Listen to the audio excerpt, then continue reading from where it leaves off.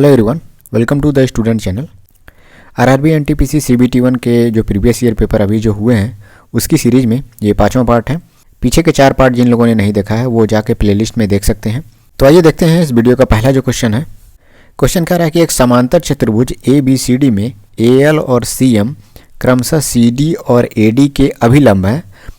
AL की लंबाई 20 centimetre, CD की लंबाई 18 सेंटीमीटर और CM की 15 सेंटीमीटर है, तो उस समांतर चतुर्भुज का परिमाप निकालना है, क्या होगा। सबसे पहले पैरेललोग्राम जो बनाते हैं उसकी आमने सामने की भुजाएं एक दूसरे के पैरेलल रहती हैं। तो मैं यहाँ पे एक समांतर चतुर्भुज आपको बना दे रहा हूँ। ये हो गया समांतर चतुर्भुज। अब ये हो गया A, B, C और D। क्वेश्चन कह रहा है AL और CM CD और AD के अभिलंब है, मतलब CD पे पहले हम लंब खींचेंगे तो ये हो गया CD पे परपेंडिकुलर, फिर AD पे खींचेंगे तो ये हो गया CM। L और ये M पॉइंट हो गया, दोनों परपेंडिकुलर हैं। अब AL की लंबाई दिया हुआ है 20 सेंटीमीटर, मतलब यहाँ से दिया हुआ है 20 सेंटीमीटर। CD की लंबाई यहाँ से यहाँ तक दिया हुआ है 18 सेंटीमीटर और CM की लंबाई 15 सेंटीमीटर दिया हुआ, मतलब यहाँ से लेकर के यहाँ तक 15 सेंटीमीटर दिया हुआ है।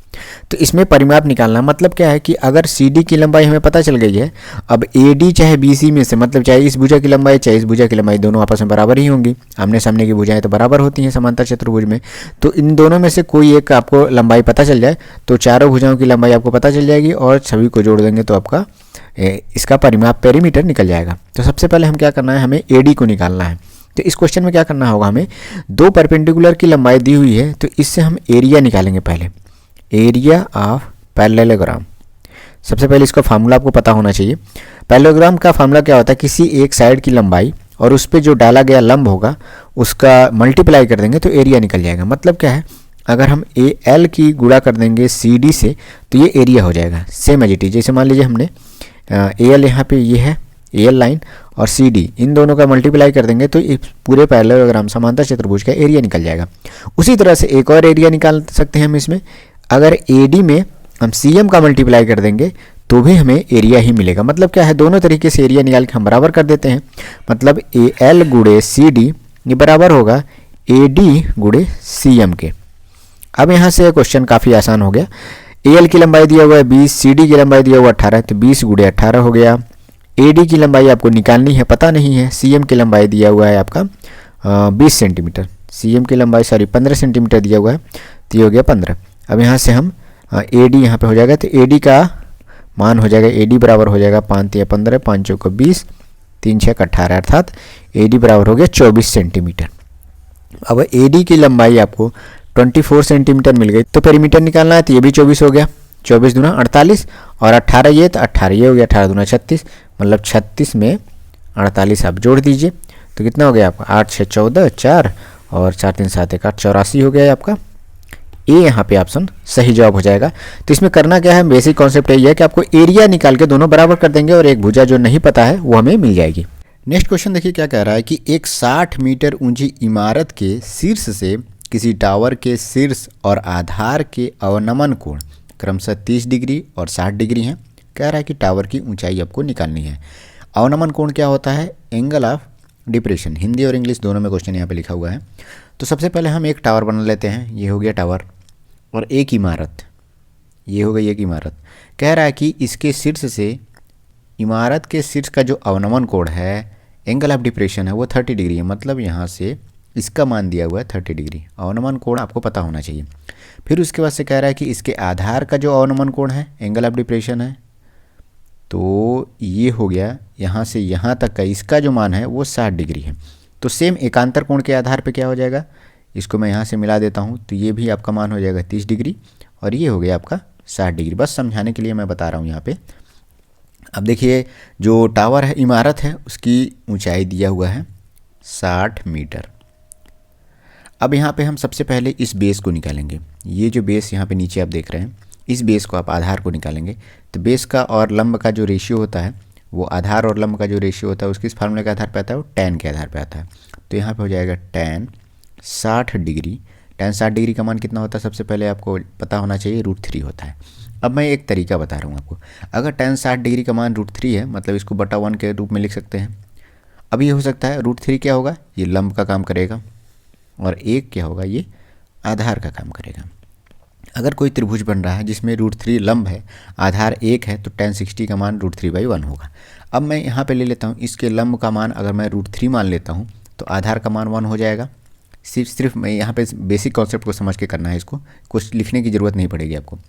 तो √3 का मान अगर मैं लिखा है यहाँ पे क्वेश्चन में 60 मीटर दिया हुआ है, तो 1 का मान निकाला जा सकता है कि नहीं निकाला जा सकता है? आसानी से निकाला जा सकता है। मतलब अगर √3 का मान 60 मीटर दिया हुआ है तो 1 का मान क्या हो जाएगा? 60/√3। ये आपका बेस निकल गया। यहाँ पे आपको कोई भी ट्रायंगल का नाम लिखने की ज़रूरत नहीं है। आपका बेस यहाँ पे क्या निकल के आ गया? बेस हो गया आपका 60/√3। सेम वही चीज़ ऊपर हो जाएगी, यहाँ पे यहाँ से इसकी लंबाई हो जाएगी, वो भी 60/√3 हो जाएगी, तो 60/√3 हो गया। अब देखिए ऊपर वाले ट्रायंगल में, इस ट्रायंगल में आप देखेंगे तो एक एंगल है 30 डिग्री, तो यहाँ पे भी सेम आपको लंब ही निकालना है। ऊपर की लंबाई आपको नहीं पता है, आधार आपको पता है 60/√3। तो यहाँ पे हम tan का फॉर्मूला लगाएंगे, tan 30 डिग्री। अब tan 30 डिग्री का मान कितना होता है? 1/√3। मतलब क्या है? एक यहाँ पे लंब की लंबाई का काम करेगा और √3 ये आधार की लंबाई का काम करेगा। अब इसमें से पता क्या है हमको? अगर मैं मान लेता हूँ ये 1 हो गया तो ये √3 होगा। सेम tan 30 के फॉर्मूले के आधार पे मैं बता रहा हूँ। अब देखिए √3 जो आधार है वो किसके बराबर है? वो बराबर है हमारे 60/√3 के। तो यहाँ पे हम √3 का जो मान है वो 60/√3 के बराबर है। हमें 1 यूनिट का मान निकालना है। 1 यूनिट का मान, वही लंबाई लंब हो जाएगा, वही हमें उसी का मान निकालना है। तो 1 यूनिट का मान कितना होगा? ये √3 का इसमें भाग चला जाएगा, तो 60/√3 भागा √3 कर देंगे, भाग को हटाएंगे तो 1/√3 हो जाएगा। तो 60/√3 गुणे 1/√3 हो जाएगा। तो ये 3 हो जाएगा, नीचे मल्टीप्लाई होगा तो 20 से डिवाइड कर देंगे तो आपका आंसर आ जाएगा 20 मीटर। ये सब लिखने की ज़रूरत नहीं है, आप यहीं से आप कर सकते हैं, आसानी से 20 मीटर लिख देंगे। ये बस समझाने के लिए मैं लिख रहा हूँ। तो ऊपर का जो लंबाई है वो 20 मीटर आ गया, टोटल लंबाई है 60 मीटर।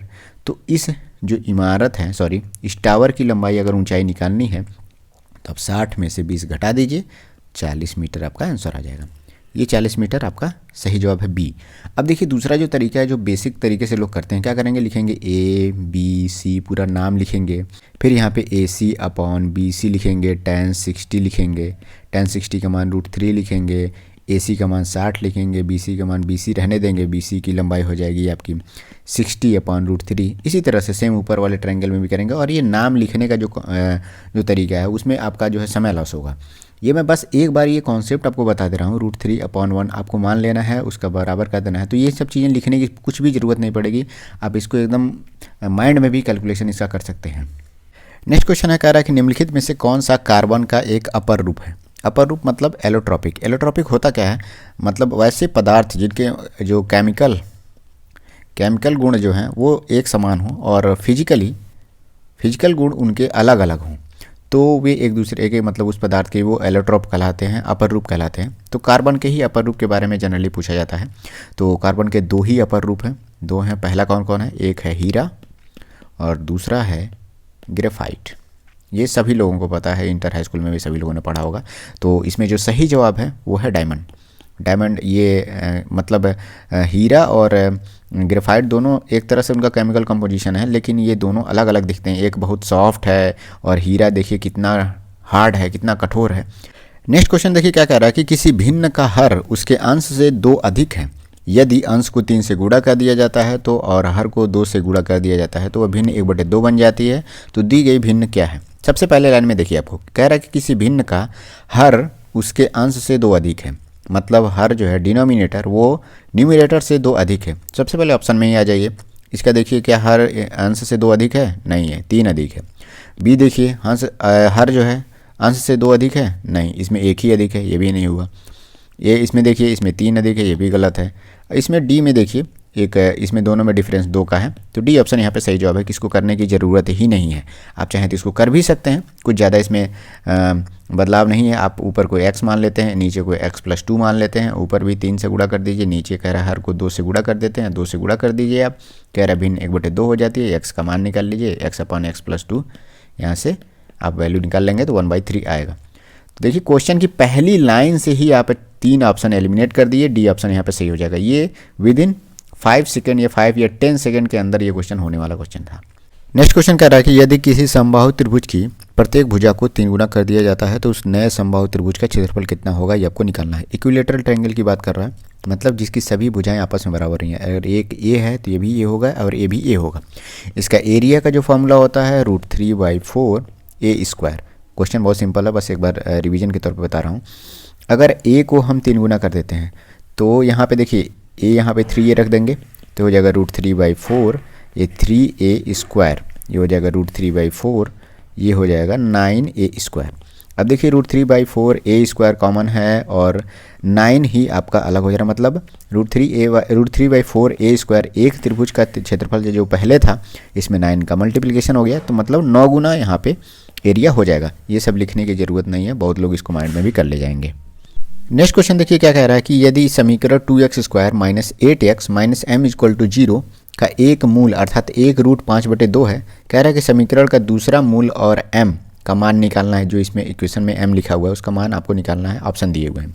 सबसे पहले देखिए इसका एक बेसिक जो फॉर्मूला होता है आपको पता होगा, ax² + bx + c = 0।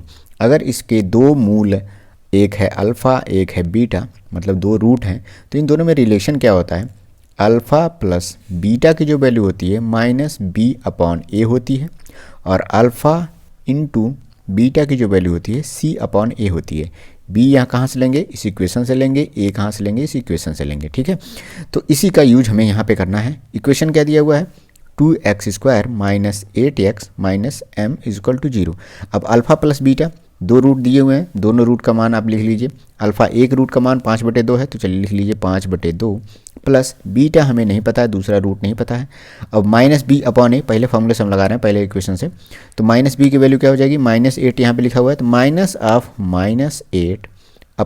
की वैल्यू 2 हो जाएगी। तो यहाँ से लिख सकते हैं 8/2, 2 चौके 8 हो गया।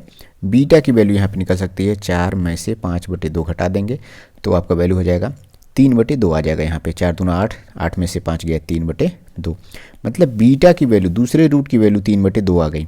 तो चलिए आप पहले m की वैल्यू मत निकालिए, आप देख लीजिए कौन से में 3/2 है, पहले में नहीं है, दूसरे में भी नहीं है, डी में भी नहीं है, सी में यहाँ पे सही जवाब है। आप m निकालना चाहें तो ना निकालना है, इससे आपको कम से कम 10 से 15 सेकंड भी बचेगा m निकालने के लिए। m कैसे निकालेंगे आप देखिए, m निकालना होगा तो alpha plus alpha into beta c/a करेंगे तो a ही जो है यहाँ पे, c जो है यहाँ पे ये m की तरह काम कर रहा है, तो यहाँ से इस इक्वेशन से c निकालेंगे तो वही m की वैल्यू होगी, लेकिन वो निकालने की ज़रूरत है ही नहीं। आप चाहें तो निकाल सकते हैं इसमें वैल्यू में पुट करके।